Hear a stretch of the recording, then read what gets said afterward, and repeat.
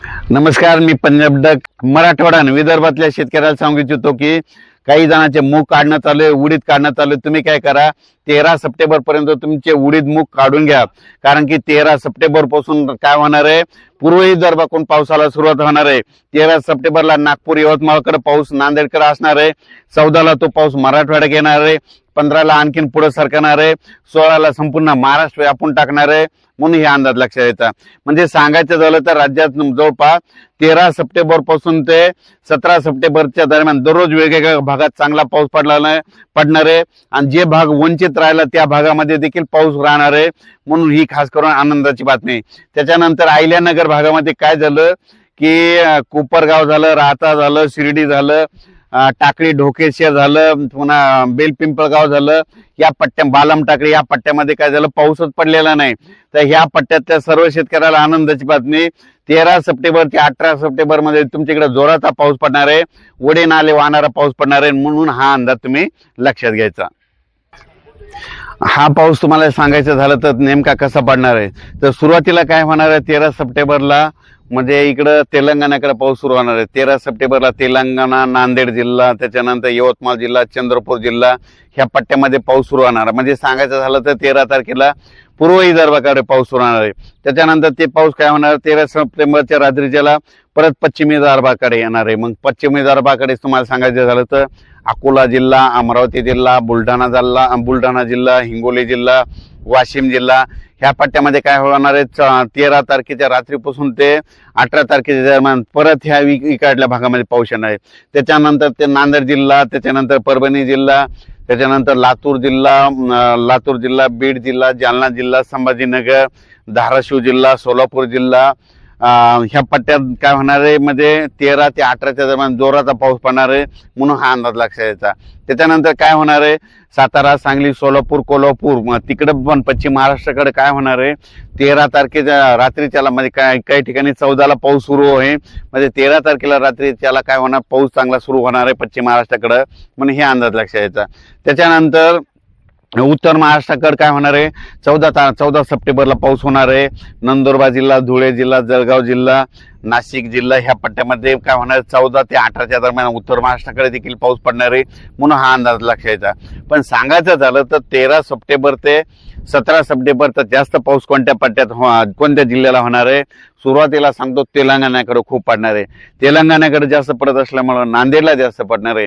नांदेड कोण त्याच्यानंतर काय होणार, नांदेडच्या बाजूला लातूर जिल्हा आहे म्हणून लातूर जिल्ह्याला देखील जास्त पाऊस पडणार आहे। लातूर जिल्ह्याच्या बाजूला धाराशिव जिल्हा आहे म्हणून धाराशिवला जास्त पडणार आहे।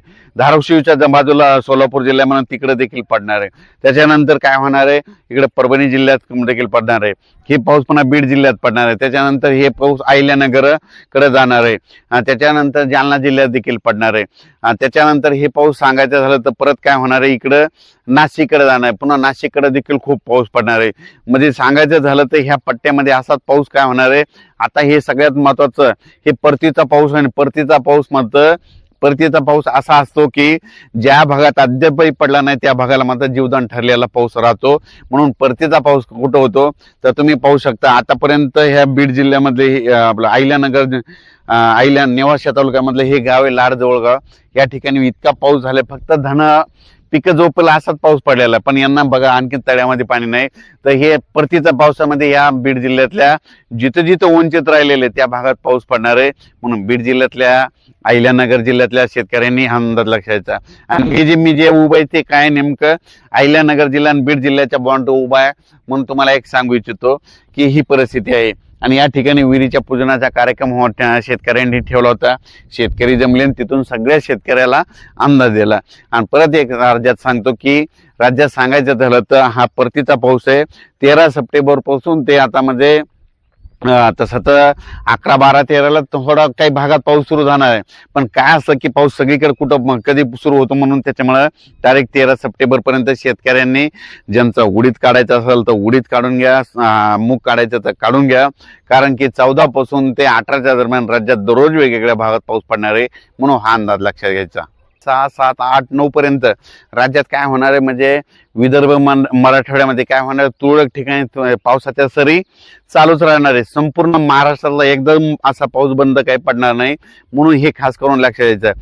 विदर्भात देखील तुम्हाला सांगतो, पूर्व विदर्भ आणि पश्चिम विदर्भात देखील 5 सप्टेंबर ते 5, 6, 7, 8 सप्टेंबरच्या दरम्यान विखुरलेल्या स्वरूपाचा पाऊस पडणार आहे, म्हणून हे अंदाज लक्षात द्यायचा. आणि त्याच्यानंतर सांगू इच्छितो की मराठवाड्यात देखील 5, 6, 7च्या दरम्यान ऊन पडेल, पण काय होणार स्थानिक वातावरण तयार होऊन सरी येतील, म्हणून हे देखील लक्षात द्यायचं. पण राज्यात मात्र 13 तारखेपर्यंत शेतकऱ्यांनी कामे करून घ्या. 13 सप्टेंबर नंतर राज्यात पुन्हा 14 पासून परतीचा पाऊस सुरू होणार आहे. परतीचा पाऊस राज्यभर धोधो पडणार आहे. परतीच्या पावसामध्ये हा निर्णायक पाऊस राहणार आहे कोणासाठी की ज्या ठिकाणी अद्यापही पाऊस पडला नाही त्या ठिकाणी चांगला पाऊस राहणार आहे, म्हणून हा अंदाज सर्व शेतकऱ्यांनी लक्षात घ्यायचा. आणि सगळ्यांना विनंती आहे की हे पाऊस काय व्हायला, आता महाराष्ट्रभर इतका पाऊस पडला आणि काही ठिकाणी पाऊस कमी पडला, तर माझं म्हणणं आहे भविष्यामध्ये झाडं लावावं लागतील. जितकी झाडं लावली ना तितकं काय होतं, रिमझिम पाऊस पडतो. आणि तुम्ही पाहू शकता की या ठिकाणी देखील मग झाडं कोणती लावायचे तर असे लावायचे की आपल्याला कामी येतील. ते आंब्याचे झाडं, सीताफळाचे झाडं, म्हणजे त्याच्यापासून आपलं काही उत्पन्न होऊन. आणि या ठिकाणी झाडं लावलेलं खूप चांगलं वाटलं आणि या ठिकाणून खास करून शेतकऱ्याला अंदाज दिला. धन्यवाद.